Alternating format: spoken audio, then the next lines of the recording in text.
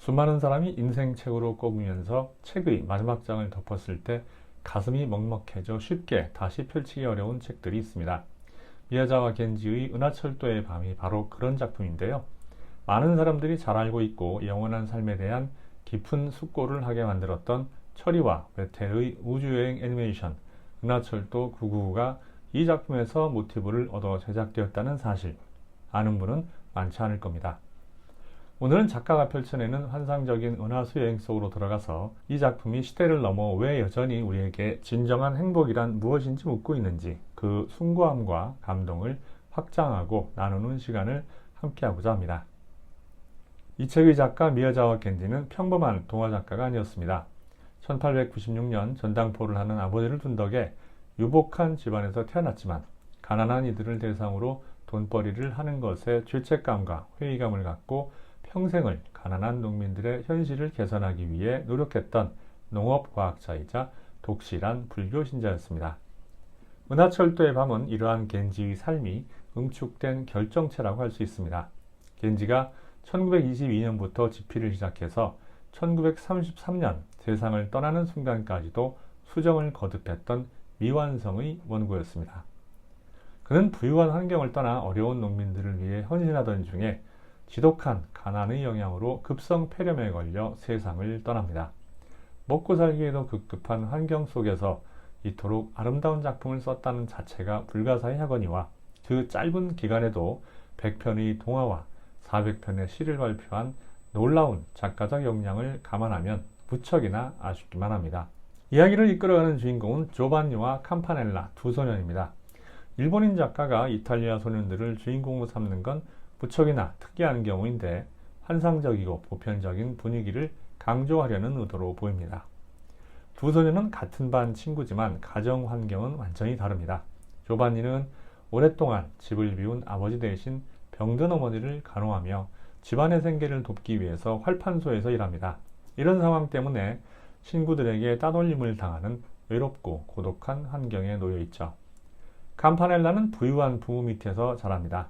캄파넬라는 마음만 먹으면 조반니와 거리를 두고 세속적인 행복을 추구하며 살 수도 있었는데 그렇게 살지 않죠. 조반니와 캄파넬라의 모습은 유복한 환경에서 태어났으면서도 세속적인 성공이나 부를 위해 살지 않고 가난 속에서 살다간 작가의 일생을 상징하는 것일 수도 있겠습니다. 상반된 환경과 생각을 가질 수 있는 두 소년이 함께 은하철도를 타고 여행하며 진정한 행복의 조건에 동의한다는 설정 자체가 이 여행이 단순한 환상이 아님을 암시하고 있습니다. 두 소년이 기차를 타고 십자가의 섬을 지나던 도중 느닷없이 캄파넬라가 엄마가 날 용서해 주실까? 라는 질문을 던집니다.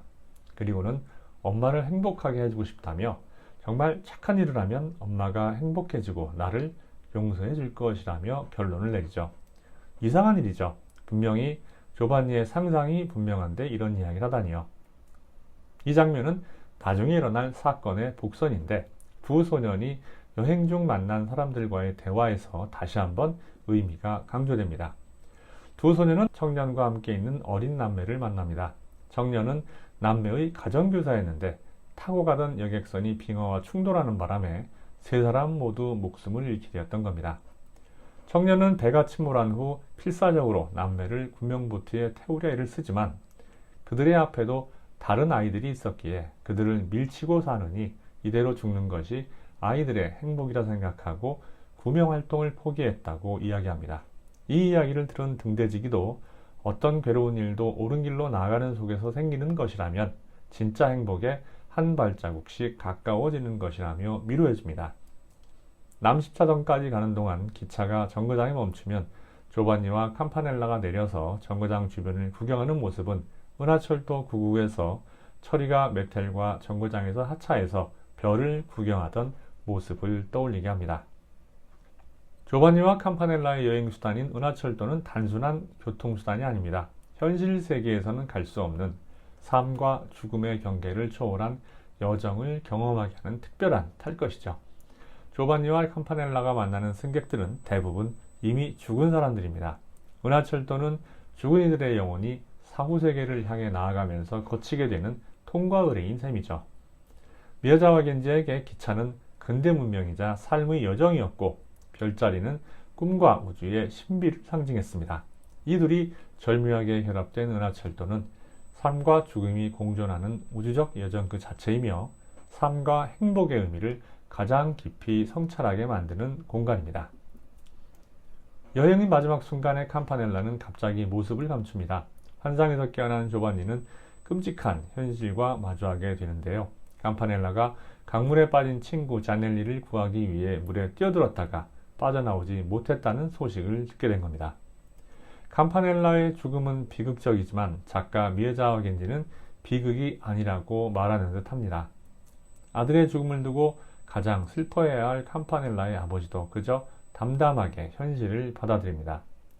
campanel라의 죽음이야말로 두 소년이 은하철도 여행을 하면서 만난 인물들이 보여주었던 좋은 일을 하면 결국 행복해진다는 메시지의 실현이었기 때문입니다.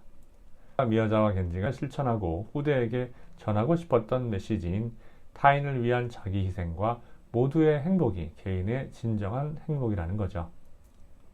맑고 투명한 동화와 같은 이 작품은 작가 사후 다양한 장르의 후대 작품들에 지대한 영감과 모티브를 제공했습니다. 누구나 이 소설을 읽게 되면 마츠모토 레이지의 전설적인 애니 은하철도 999를 떠올리지 않을 수 없죠. 우주를 달리는 기차라는 설정, 영원한 삶을 위한 여정, 행복에 대한 회의, 철이와 메텔의 동반여행 등 유사한 점을 많이 찾아볼 수 있습니다.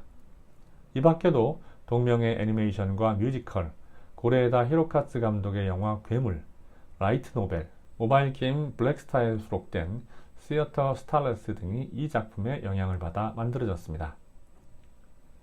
이 엔딩은 누가 뭐래도 명백한 비극처럼 보입니다. 하지만 조바니는 campanel라의 죽음을 맹목적으로 슬퍼하지는 않을 겁니다. campanel라와 여행하면서 행복이란 무엇인가에 대해 확고한 기준을 갖게 되었기 때문이죠. 말은 그렇게 했지만 행복의 의미에 대해서는 여전히 잘 몰랐던 조바니는 campanel라의 희생을 직접 목격하면서 모두의 행복이라는 의미를 확실하게 깨닫습니다. 아마도 조바니는 살아가면서 campanel라처럼 행복을 추구할 가능성이 높겠죠. 그런 면에서 보면 campanel라는 사라진 것이 아닙니다. 은하열차를 타고 조바니의 마음속에서 영원한 여행을 계속하고 있을 테니까요. 노소를 막론하고 읽어도 좋은 작품이고요. 중장년 세대라면 세상을 보는 시선을 바꿔주는 경험이 될지도 모릅니다. 미야자와 겐지가 남긴 이 아름답고 슬픈 여행은 우리 모두가 타인과 함께 존재하며 연결되어 있음을 상기시킵니다. 지금까지 북마존이었습니다. 감사합니다.